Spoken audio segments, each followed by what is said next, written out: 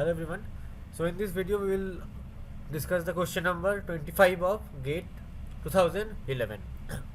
So the question is asking the protein in eukaryotes which is subject to degradation undergoes which of the post-translational modification.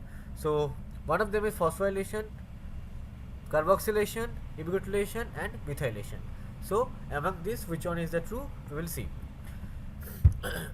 So the answer is ubiquitination, and why, and we will see the brief about the ubiquitination mediated proteasomal degradation of a protein. So how does it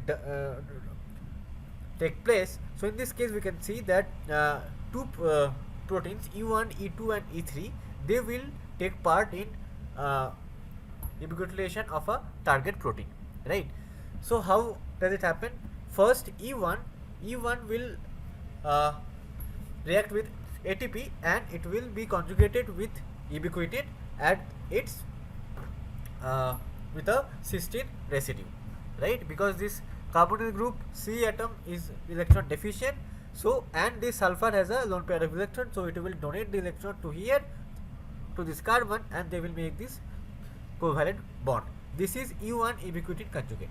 After that E2 will come and E2 will so now the ubiquitin will be transferred from E1 to E2 and it will be transferred at the cysteine residue, sulfur atom of cysteine residue of E2, right? So after this transfer reaction, now the ubiquitin will be transferred from E1 to E2 in the cysteine residue.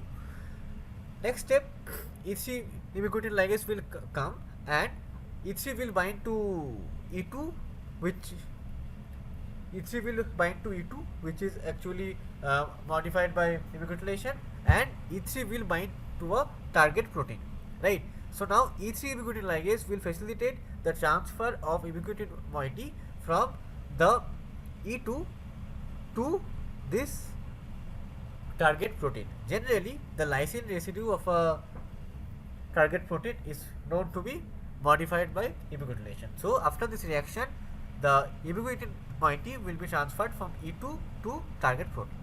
Now this ubiquitination and specifically and after that repeated cycle leads to attachment of additional ubiquitin, so it will lead to a polyubiquitination of a target protein. So upon this polyubiquitination of a target protein, this ubiquitin tagged target protein can be recognized by the 20s by this 19s subunit of a complex molecule which is known as proteasome, and that can be recognized and it will be transferred to the code subunit of the proteasome, where that specifically target protein will be degraded by some of the protease activity. So that is example of degradation of a protein which is tagged by ubiquitin molecules.